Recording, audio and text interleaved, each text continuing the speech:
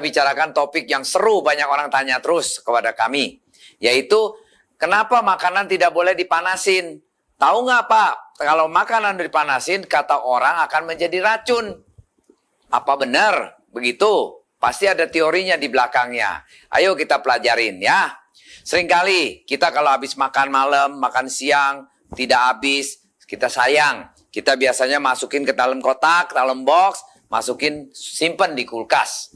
Nanti udah sore hari, kita mau ulang makan lagi, kita hangetin lagi, kita panas lagi, kita makan. Nah seringkali secara rasa, mungkin kalau udah ditaruh di kulkas, makanan itu nggak berubah.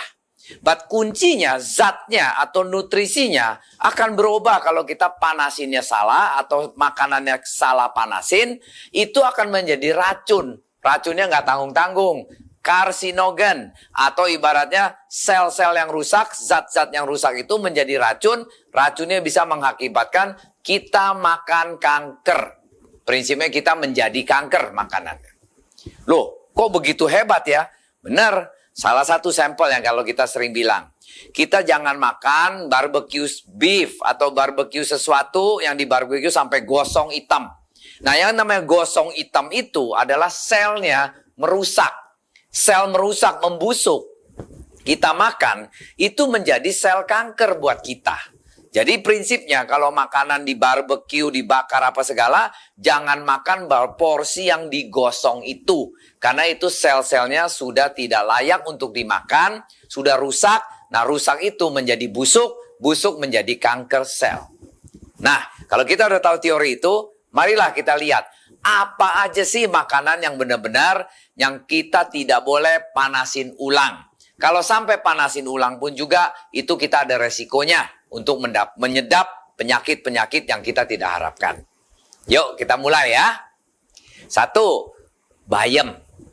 Bayam seringkali orang makan kalau gado-gado itu direbus langsung dimakan sekali aja. Bayam itu karena mengandung banyak zat besi, nitrat. Jadi kalau waktu bayam itu zat besinya tinggi, waktu kita panasin itu berubah dia punya nitratnya menjadi nitrate. Nitrate menjadi nitrit. Nah nitrit itu akan memproduksikan karsinogen, yaitu sel kanker. Nah paling bagus kalau kayak bayam gitu biasanya cuma hanya habis masak, dalam 5 jam kita harus bersihin, rapiin. Jangan diulang lagi, dipanasin. Akan kita bukan sehat lagi, mungkin akan menedap kanker. Jadi selain bayam ada beberapa macam sayur yang karakternya sama, yaitu mengandung banyak zat-zat yang vitamin, tetapi dia bisa berubah dari nitrate jadi nitrit. Nah nitritnya itu akan menjadi karsinogen.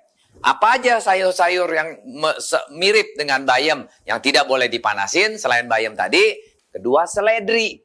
Seledri biasanya kalau orang di luar negeri makannya mentah, digroyoking gitu kayak makan apple. Seledri atau dipotong-potong dicampur dengan salad, enak, garing. Nah, seringkali seledri kita di sini kita masak. Kita masak ulang. Nah, itu juga konsepnya sama. Seledri banyak zat-zatnya yang bagus. Nah, itu konsepnya nitrate and nitrit. Nitrate-nya tinggi menjadi nitrit, menjadi karsinogen kalau kita panasin terus ya. Seledri harus kalau bisa dimakan mentah, kalau nggak digrogotin, di jus, dibikin salad, itu intinya. Next, brokoli. Brokoli kita nggak kepikir, brokoli seringkali kita tim atau kita kita masakin, enak banget brokoli rasanya, anti kanker. But kalau di luar negeri makannya itu juga pakai untuk salad, mentah brokoli. Justru brokoli harus direkomend makannya makin mentah makin bagus. Kalau udah dipanasin vitaminnya hilang, nutrisinya hilang. Karena karakter brokoli sama kayak bayam sama seledri tadi, yaitu nitrate-nya menjadi nitrit. Nitrit itu menjadi karsinogen. Ya, lobak. Lobak kok bisa? Saya sering kali tuh Pak masak kuah lobak, masak lobak gini-gini. Nah lobak paling baik pun harus dimakannya setengah matang atau mentah. Karena konsepnya sama lagi. Ada nitrate, nitrit menjadi karsinogen. Makanya orang kalau sering kali lobak digodok terus, digodok udah matang, dipanasin lagi, matang dipanasin. Udah bukan lobak sehat lagi. Lobaknya udah jadi racun. Ya. Next kita lihat beetroot. Beetroot tahu nggak? Buah beet. Buah beet yang merah-merah itu. Itu adalah buah yang banyak sekali vitaminnya dan zatnya. Zat potasiumnya, macam-macam lah. Dia vitaminnya paling komplit. Karena dia itu kayak haus, rakus multivitaminnya, nutrisinya. Nah, kalau itu dipanasin, tidak bagus. Biasanya, maksudnya dipanasin berulang ya. Kalau sekali diangetin, dipanasin, makan, sehat. Paling bagus juga, habis direbus, dipotong, makan, mentah pun paling bagus. Kasusnya, seringkali kalau di dalam salad, kita potongin beetroot yang mentah, bagus. Kalau enggak yang habis direbus, setengah mateng, atau masih mateng-mateng, fresh, kita makan beetroot itu. Enak kok, lembek-lembek, merah-merah begitu. Cuman jangan beetroot itu udah mateng, udah jadi mateng, dipanasin lagi, akan menjadi jelek. Nah, itu juga akan mengganggu kesehatan kita. Salah satu efeknya dari beetroot karena banyak nutrisinya, menjadi kita pencernaannya keganggu. Ya, terus ada lagi jamur. Jamur makanan yang paling sedap, paling enak, paling mewah kalau kita bilang. Anda tahu nggak di dalam jamur itu vitaminnya banyak? Itu banyak sekali vitamin B. Bagus buat kanker, protein tinggi, tidak boleh dipanasin lagi. Kenapa? Karena jamur itu kalau dipanasin nanti bisa ada side effect-nya karena itu banyak probiotik atau bakteri-bakteri yang bagus. Itu kalau dipanasin udah mati, akan kita bisa jadi diarrhea atau perut kembung. Nah, itu salah satu efek dari jamur. Seringkali kita kayak keracunan makan jamur. Nah, itu bisa jadi perutnya kembung-kembung terus. Nah, itu salah satu yang efek sampingannya dari kalau jamur dipanasin berulang-ulang. Ya, next, ayam. Kepikir nggak ayam bisa dipanasin nggak boleh? Hah? Kok bisa? Ya memang. Ayam itu karena penuh dengan protein tinggi. Ayam proteinnya tinggi. Nah, kalau dipanasin-panasin proteinnya jadi hilang. Jadi tidak ada fungsinya lagi, cuma dagingnya aja.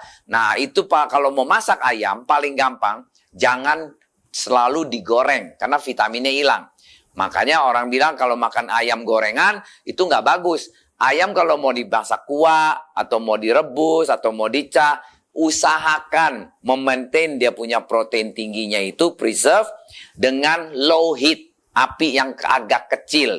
Apalagi kalau kita godok ayam kuah, apinya pakai api kecil aja, jangan terlalu api panas gede-gede gitu ya. Itu rusak, protein punya sel-selnya akan hancur, buat kita udah jadi nggak baik gitu kalau kita makan. Karena protein udah rusak, selnya rusak, ya jadi salah satu kanker punya asal-usulnya. Ya. Sama dengan telur. Kalau ayam banyak protein, telur juga banyak proteinnya tinggi. Nah, kalau telur dipanasin terus-terus, apalagi kita sering makan telur rebus, yang kuningnya itu udah jadi hitam-hitam. Itu rebusnya kelamaan banget. Terlalu mateng. Nah, itu kuning-kuning hitam itu, selain dia tinggi kolesterolnya jelek, menjadikan kanker juga. Itu karsinogennya. Karena sel telur yang vitamin di kuningnya itu jadi hitam, itu yang vitamin tingginya udah jadi rusak. Yang bagus gimana? Makan telur rebus, boleh kita makan telur rebus, harus dipanasinnya hanya 3/4 mateng. Masih ada telur kuningnya itu masih ada merah-merahnya di dalamnya itu. Kalau itu yang paling sempurna. Kayak gimana? Caranya masak telurnya ya. Kita rebus telur dalam air, api dinyalain, nggak usah terlalu gede. 7 menit sampai 8 menit dia sudah mendidih. Diangkat, langsung dicelepin air dingin, air es dingin. Jadi diangkat dari panas, langsung dicelepin di air es dingin. 2 menit, kemudian kita makan itu telur. Kita belek, kita pecahin, dalamnya masih setengah mateng atau 3/4 mateng. Nah, itu telur kalau kita makan, telur kuning dan putih kombinasi, itu akan menghasilkan nutrisi yang paling tinggi, kolesterol yang paling rendah. Orang bilang makan telur kolesterol tinggi. Kalau makan telur yang 3/4 mateng ini telur sehat. Setiap hari pun boleh makan. Nggak akan naikin kita punya kolesterol. Kenapa? Karena di dalam telur yang 3/4 mateng itu adalah HDL, LDL. Kan telur ada HDL kolesterolnya ya. HDL itu kolesterol yang baik. LDL kolesterol yang jelek. Kalau telur yang sudah terlalu mateng kuningnya, itu LDL-nya tinggi.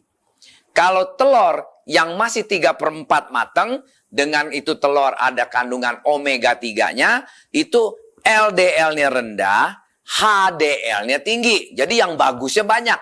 Berarti kita apa? Makan telur, kolesterolnya nggak tinggi. Kolesterolnya bagus untuk semacam kayak omega 3 untuk badan kita. Proteinnya tinggi. Nah, itu menjadi telur sehat. Ada research di Amerika. Ada orang umur 70 tahun, setiap hari makan 3 telur. Selama 6 bulan dia makan telur, dia tadinya kolesterolnya 420. Dengan dia makan telur setiap hari 3 telur loh. Ini memang lagi eksperimen ya.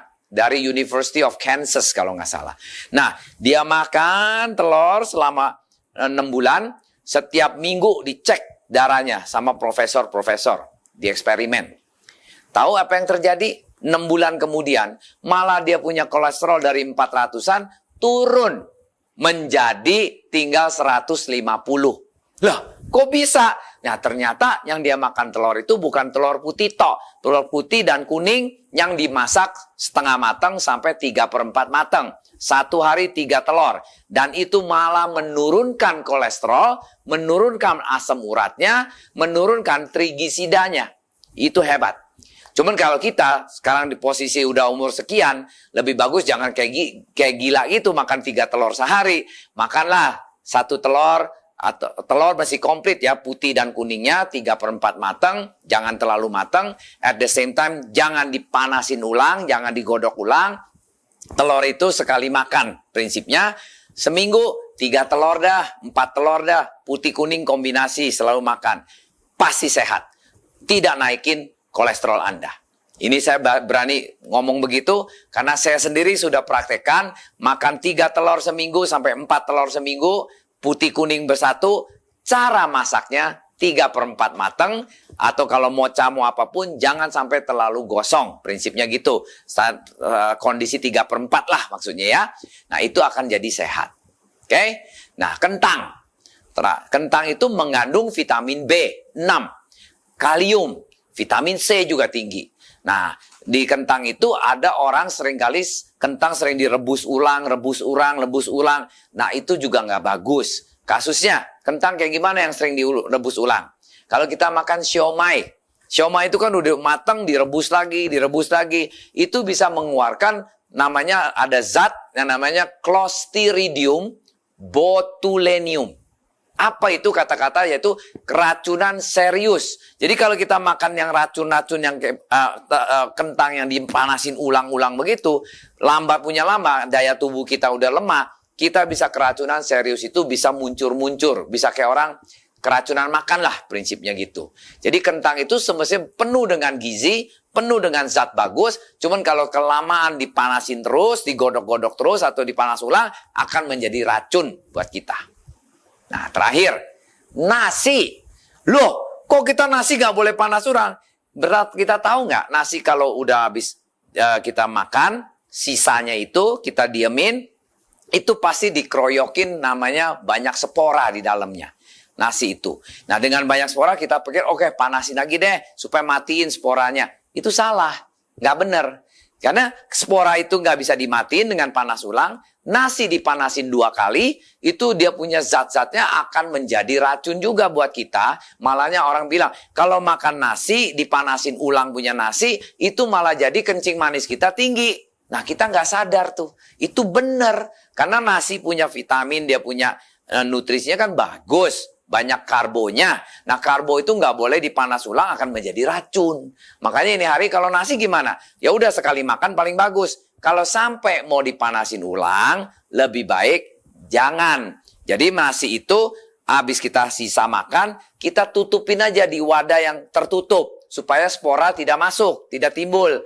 Nah, at the same time, nanti waktu kita mau makan, ya nasi yang sama itu kita makan ulang. Jangan dipanasin lagi. Nah, itu lebih aman. Kalau sampai perlu dipanasin, nasi yang sisa itu kita tim aja sebentar. Di dalam air uap yang ini, kita timin sebentar, 5 menit, 10 menit, langsung kita udah boleh makan. Jadi panasinnya skala tidak langsung, pakai tim aja gitu loh. Nah, itu yang benar. Nah, kalau kita terus nasi berhari-hari dipanas ulang, malah jadi penyakit, bukan sehat lagi.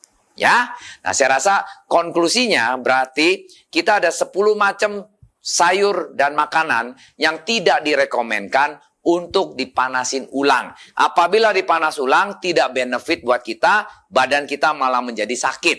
Jadi paling aman ya harus makanan setiap kali makan yang mentah paling bagus. Kalau nggak bisa mentah, dimasak sekali tok. Dalam habis sekali makan, udah jangan dipanasin lagi, udah jangan disimpan lagi. Kalau sampai perlu disimpan, hanya boleh makin sekali lagi dipanasin, cuman dasarnya mesti ditim aja.